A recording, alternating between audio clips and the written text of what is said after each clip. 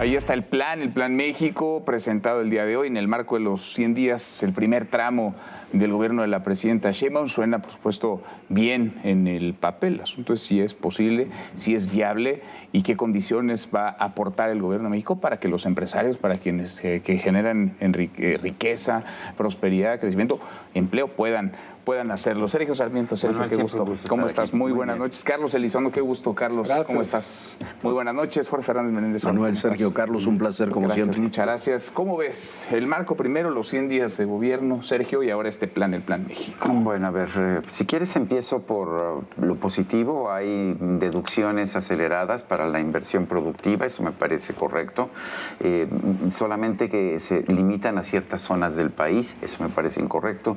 Deberían ser para cualquier zona del país. Los polos de bienestar, pues son las zonas económicas especiales que hemos visto desde que las inventaron en China. ¿Funcionan? Sí funcionan, eso es positivo también. Hay un capítulo sobre simplificación de trámites, me parece también positivo que se simplifiquen los trámites.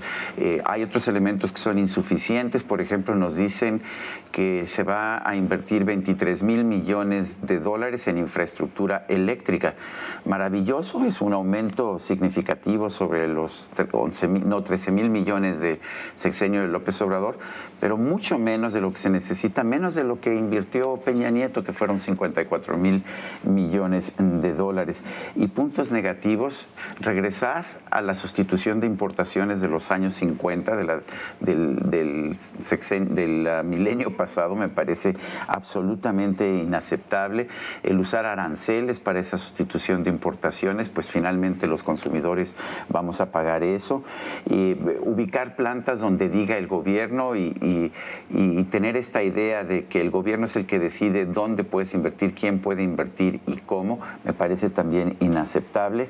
El proyecto del auto eléctrico línea, pues no sabemos ni quién lo va a hacer, no hay quien esté poniendo realmente el dinero. O sea, vamos a ver otra pérdida de dinero como la vimos con los autos Borgward en los años 50 también, o como lo vimos con el Tren Maya, y me parece que además revivir Cangrejera como una planta petroquímica va a perder dinero también. Son muchos puntos negativos. Pues le ves buenas, malas, pero tu balance es más negativo. Es más bien negativo. Más negativo sí. Que positivo. En el marco de esto, además, porque lo decía la propia presidenta Sheinbaum, de los retos que bien estaba hablando de Donald Trump y el gobierno que en Estados Unidos tomará protesta dentro de 7 días. Jorge. Mira, yo lo positivo que le veo es que intenta hacer, no lo termina de ser, pero intenta hacer una suerte de primera respuesta más o menos orgánica, presentada ante lo que va a ocurrir dentro de una semana del gobierno de Donald Trump. Tiene algunos aspectos, me parece que está muy bien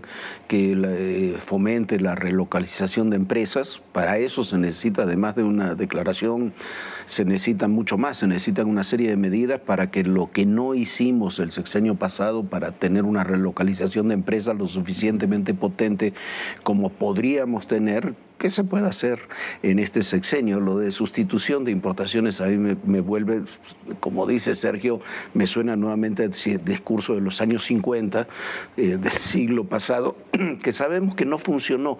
E incluso me parece que hay una confusión intelectual entre la sustitución de importaciones y la reducción de importaciones chinas en el bloque de América del Norte. ¿Qué es lo que le falta sustancialmente a este documento?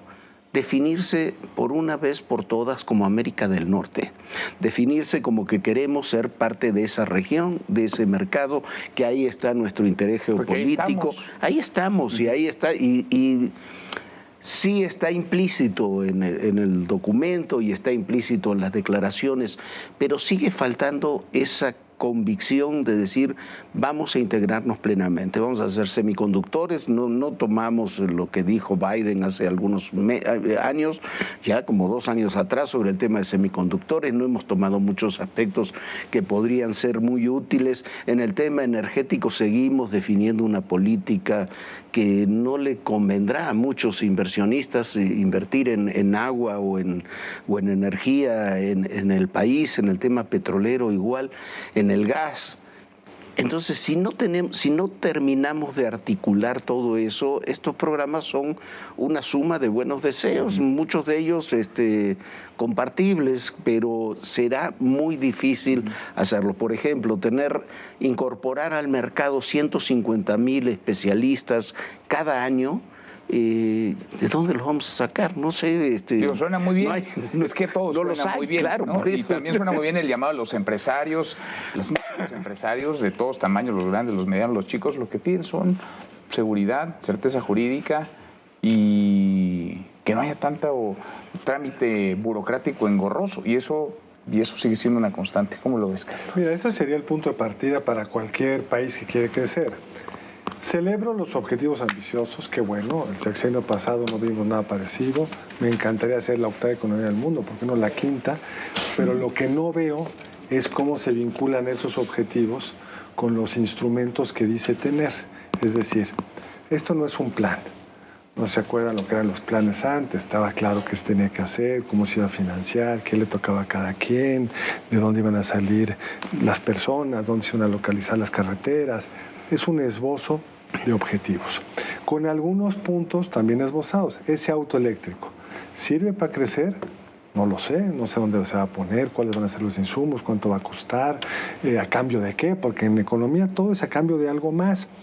Es decir, hace 6 años el presidente López Obrador anunció un gran plan de hacer una refinería en Dos Bocas, pero era un gran plan, un gran objetivo.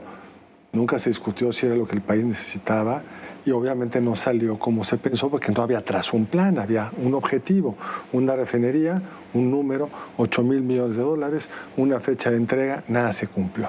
Entonces, funciona muy bien para levantar el ánimo, da cierto contexto frente a lo que estaba sucediendo con Trump, en particular lo de la sustitución de importaciones de Asia, que hace sentido en función de cuál sea el instrumento para lograrlo. Si la sustitución se hace porque somos competitivos, porque tenemos la inversión correcta, porque tenemos la electricidad mejor que en Texas, que hace razonable venirse acá, pues está bien, ojalá que se puedan sustituir las importaciones. Pero si es por órdenes, vamos a hacer semiconductores, pues no se hacen por órdenes semiconductores. Se requiere un contexto educativo, un contexto de seguridad jurídica, un contexto de toda una serie de elementos adicionales para que esas plantas puedan funcionar. Entonces yo creo que es una forma en una economía en recesión, porque prácticamente lo estamos, para tratar de dar un poco de ánimo, en un espíritu de enorme convocatoria que celebro, pero me gustaría ver los detalles que componen esto. Los escucho y no va a alcanzar esto. A ver, no, ciertamente no alcanza, además las cifras no son correctas, dice la presidenta Sheinbaum que somos la economía número 12 del mundo y que vamos a estar en el top 10, vamos a ser la 10ª economía del mundo o la 8ª, vete tú a saber, ponle top 10, la 10ª. Bueno, pues para empezar somos la 14ª según las cifras del Fondo Monetario Internacional. Llegamos a ser la 12ª economía. Llegamos a ser la 10ª. La 10ª, en el sexenio de Vicente Fox. Pero a ver, también es una incorrecta manera de medir, porque esta es la suma total de la economía. Si nos medimos en términos de Producto Interno Bruto per cápita, somos la 68. Y a ver, vamos a ver si vamos a pasar a ser la 10ª economía del mundo. Y por mucho que nos digan, no, lo que pasa es que tenemos una economía más grande que la de Noruega, digo, por favor, ¿qué queremos? Ahora sí que cantidad o calidad. Y no, pues no hay absolutamente otro. Y luego, el hecho de que se recalque lo superficial sobre lo verdaderamente importante. Nos dicen que vamos a ser top 10 también de la industria aeroespacial. Somos competitivos en industria aeroespacial porque somos complementarios de la economía de Estados Unidos, si no nos ponen aranceles. Entonces sí podemos, de hecho, atraer inversión. En este momento, empresas como Boeing están en enormes problemas. Si quieren ser competitivos, van a tener que venirse o pasar una parte de su producción a México. Pero después nos ponen una de las metas, el ser la primera, tener la primera misión espacial 100% latina, encabezada por el gobierno mexicano. Bueno, eso es burlarse un poquito de la seriedad, de lo que significa realmente hacer crecer la industria aeroespacial. Ahora, déjenme engarzar este plan presentado hoy con el mensaje ayer en el Zócalo de la Ciudad de México, en el marco de los 100 días de gobierno de la presidenta Sheinbaum, en el primer tramo, el arranque de la administración. ¿Cómo van viendo, digamos, el sello propio o no, la continuidad de la Cuarta Transformación, de un gobierno que recién nace y un sexenio, el pasado, que parece tampoco termina por irse. A ver, el mensaje de ayer podría haber sido un mensaje hecho en los años 50, 60, 70, principios de siglo. Es un informe de gobierno donde hay una serie de números, datos, algunos ciertos, otros errados, pero donde me parece que incluso hay dos características del informe de ayer que son, me parecen cuestionables. Primero, que comience el informe de sus 100 días de gobierno prácticamente respondiéndole a Ernesto Zedillo, a lo que dijo Ernesto Zedillo en el ITAM. Y segundo, que el tema de la seguridad, que es un tema que sabemos que es la principal preocupación que tiene la sociedad, y asumiendo que la estrategia de seguridad que tiene este gobierno es bastante mejor que la que tenía López Obrador. No hay estrategia, al menos pero, sí hay una estrategia, y creo que tiene sentido, por lo menos tiene sentido lo que se está haciendo, se le dedicara solamente unos minutos. Diciendo que se reducieron los homicidios 16% y ni siquiera hay una explicación. Hay cosas de fondo en la estrategia, los cambios que hicieron a la Secretaría, los temas de los objetivos de inteligencia, el contexto en el que se engarza la Guardia Nacional en la Defensa Nacional. Una explicación que se tendría que haber dado dentro de los 100 días, mucho más amplia que muchos otros capítulos que se fueron sumando y que no tenía mucho sentido. Entonces, desde ese punto de vista, si lo sumamos al Plan México de hoy, si lo sumamos a otro, que a mí me parece un desatino completo, que el Plan Nacional de Desarrollo se haga con base en mesas de consulta, que además va a coordinar Jesús Ramírez, que sepamos no es especialista en ninguno de esos temas, me parece que falta un rumbo mucho más claro sobre hacia dónde se quieren llevar las cosas y cuál es el diagnóstico fundamental de los problemas centrales que tenemos que afrontar. Como corte de caja, ¿cuál sería tu evaluación, Carlos? Pues que mira, es una presidenta que aprendió muy bien del López Obrador cómo comunicar. Si uno ve los índices de aprobación son muy altos, entonces eso le da como una plataforma fuerte para decir pues prácticamente lo que sea. O sea, en un informe de los 100 días, presumir los 340,000 pasajeros del Tren Maya, pues no sería para presumir. En un informe serio habría que entender por qué no está siendo rentable, por qué tenemos que reducir las corridas, por qué no hay suficiente público, en fin. Hasta presumen lo que no es presumible. A la Bar Mexicana, cuando acaba de cancelar sus rutas. Exactamente, digamos, es ese genio que tuvo el López Obrador de inaugurar, ¿cuántas veces inauguró Dos Bocas? 4, 5, y todavía no está funcionando. Nadie sabe cuánto va a costar realmente. Entonces, esto es una buena estrategia de comunicación, pero no es realmente una estrategia de desarrollo. Si uno ve el plan para atraer inversiones de Vietnam, pues tiene claramente puestos una serie de instrumentos que podrían llevar esos objetivos, los tienen claramente engarzados, etc. Y esto, no lo olvidemos, en un contexto donde el crimen organizado está dificultando los negocios en muchas entidades del país o en muchas zonas del país, donde la incertidumbre de la reforma del Poder Judicial, va a ser muy difícil saber cómo nos vamos a relacionar en caso de conflicto, Jorge y yo, o con el gobierno, porque no sabemos cuáles van a ser las reglas del juego, y súmale eso lo que sabremos el lunes entrante, que es que llega un nuevo presidente en Estados Unidos con todo lo que ya sabemos. Entonces la continuidad, lo que vemos es pues una continuidad con altísimos niveles de aprobación, 7 de cada 10 respaldan a la presidenta Sheinbaum, pero es la continuidad. Es la continuidad de un crecimiento bajo. Este año, si crecemos 0.81, será alto. Somos el país de América Latina que menos vamos a crecer de acuerdo a la CEPAL, que no la vamos a considerar de izquierda, salvo si descontamos Haití y Cuba.